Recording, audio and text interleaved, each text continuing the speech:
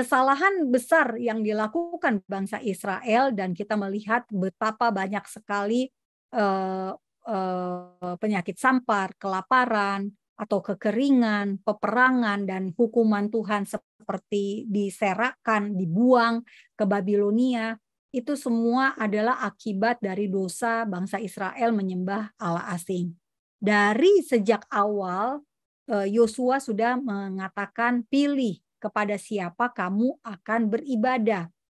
Tapi aku dan keluargaku akan menyembah Tuhan. Tuhan yang dimaksud adalah Tuhan Israel. Nah, jadi bangsa Israel pada saat Yosua masih hidup, mereka mengklaim mereka akan menyembah Tuhan Israel, tetapi faktanya mereka juga langsung lupa ketika mereka sudah masuk di tanah perjanjian. Di masa Musa masih hidup pun mereka sudah menyembah patung lembu emas, membuat sesembahan mereka sendiri. Nah, ini sudah mendukakan Tuhan. Nah, karena itu di Hakim-Hakim 10 ayat 6, Bapak Ibu bisa lihat banyak sekali nama dewa-dewa sesembahan yang dilakukan oleh dosa yang dilakukan oleh bangsa Israel. Mereka beribadah kepada para Baal, Asitoret, kepada para Allah orang Aram, para Allah orang Sidon, Allah orang Moab, Allah Bani Amon, Allah orang Filistin. Tetapi Tuhan kalau huruf besar di Alkitab kita, Bapak Ibu, di dalam Alkitab Ibrani, Alkitab bahasa Ibrani, Alkitab Yahudi, itu adalah YHWH tulisannya. Yang dibaca, ada yang membacanya sebagai apa?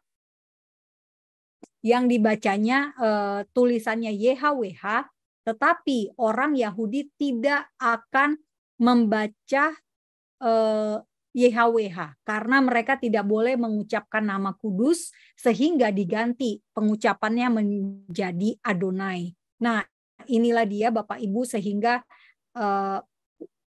kesalahan bangsa Israel itu sangat-sangat besar, sangat luar biasa. Karena Tuhan sudah menuntut mereka dari Mesir sampai ke tanah perjanjian, tetapi mereka berbalik kepada Tuhan. Nah, karena itu mungkin ini ada ayat yang menarik buat Bapak Ibu ingat. Ebenezer, sering sekali orang Kristen ngomong tentang Ebenezer.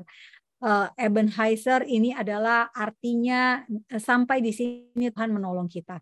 Nah, kalau Bapak Ibu tahu cerita sesungguhnya, ini adalah ketika Samuel ini udah sebel banget lihat bangsa Israel yang sudah menyembah ilah-ilah selama bertahun-tahun ya, hampir 20 tahun mereka meninggalkan Tuhan, dan akhirnya mereka itu semakin lemah, Filistin semakin kuat, dan Samuel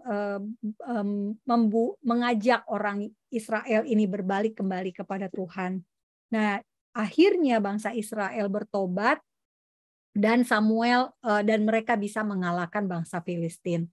Nah, setelah itu Samuel mendirikan tugu batu, susunan-susunan batu seperti yang tampak dalam gambar ini, untuk mengingatkan bahwa Tuhan telah menyelamatkan bangsa Israel dari Filistin. Nah, sebetulnya kalau saya pikir arti kata yang tepat dari Ebenezer itu harusnya sampai di sini, Tuhan menolong kita meskipun kita sudah berdosa kepada Tuhan. Karena memang betul faktanya Israel sudah berdosa, tetapi Tuhan mau menolong Israel yang mereka bertobat hanya karena butuh pertolongan menghadapi Filistin. Nah, ini dia kisah dari Ebenezer. Nah, jadi inilah gitu ya salah satu contoh. Contoh lainnya banyak sekali Bapak Ibu bisa tahu cerita tentang Salomo, yang dia akhirnya meskipun dia adalah orang yang paling berhikmat di dunia, tetapi kemudian dia bisa jatuh karena dewa-dewa. Dia menyembah Allah-Allah asing karena istrinya, pengaruh istri-istrinya yang sangat banyak, istri dari bangsa-bangsa yang tidak mengenal Tuhan. Lalu kita bisa melihat juga Raja Manasye, Raja Ahaz. Nah, mereka semua ini adalah orang-orang yang menyembah ilah-ilah. Bahkan juga kerajaan Israel itu hampir semua rajanya 18 raja itu semuanya menyembah bukan menyembah Tuhan. Nah, jadi kesalahan-kesalahan Israel ini sudah sangat banyak dan sudah sangat parah sehingga akhirnya Tuhan menghukum dengan membuang mereka ke Babel.